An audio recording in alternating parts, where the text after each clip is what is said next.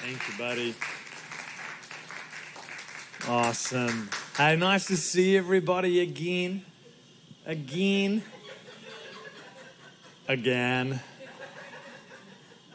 So we're over here. We've been here for we've been coming up to close to 8 weeks now.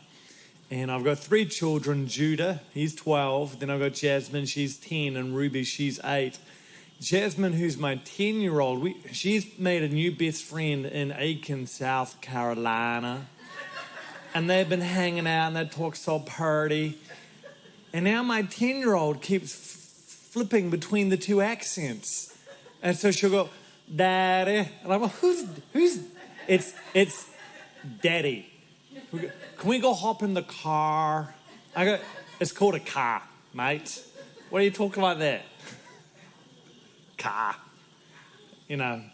So it's quite funny being over here when you hear your kids starting to, change their accents. I actually met a guy the other day. It was a couple of weeks ago. And I got introduced to him and someone said, oh, meet my friend so-and-so. And he was speaking to me. And I thought, this guy's got the weirdest accent I've ever heard in my life. And I said, where are you from? And he said, New Zealand. I went, how long have you been here? And he said, 20 years. And I went, oh no. Is this what I'm going to sound like in 20 years? Half American, half New Zealander. You sound like a man from no man's land. You're like a man with no home. What is that? Oh my gosh. If you take the beautiful American accent, you take whatever the New Zealand accent is, and you put them together in this perfect harmony of, oh no.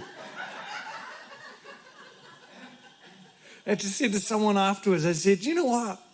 If I start having an accent like that, I'm going to sound like the weirdest country hick ever. That was the weirdest twang I've ever heard in my life, but I'm going to have to make peace with it. That's going to be my future. So yeah, Pastor David was right. We're in the early stages of moving to Atlanta, and Holy Spirit's called my wife and I to come over here and pioneer an expansion of our media ministry. At home, we make television shows and movies about the radical love of Jesus. And he began speaking to us saying, I want you to go over to America. And I was like, cool, we'll go over there and we'll make radical TV shows and movies about Jesus. And I felt like he said, I'm not sending you all the way over there to do the same thing that you're doing here. And I was like, what are we going to do? He's like, you're going to train filmmakers how to hear my voice. And I was like, you're going to run a supernatural film school, and it's going to be split between 50% the culture of heaven and then the craft of film. So I want to split culture and craft. Spend your mornings training them how to hear the voice of God, be led by the spontaneity of the Holy Spirit, and be men and women of reckless faith, abandoned to the pursuit of their love of the Father. And then spend your afternoons teach them sound, lighting, and cinematography. And so we're going to be back in September. We're going to do a part-time 12-week academy. And because I got to Atlanta this time around, and I'm hanging out with Holy Spirit. And Holy Spirit, have you ever noticed, Holy Spirit likes to ask you very direct, obvious questions. Whenever Holy Spirit says, Jared, I'm going to ask you something, I'm just like, oh, really? And we were hanging out and we're talking about this thing. And he goes, hey, I want you to write down, when I asked you to make the TV studio, I want you to write down what you did well.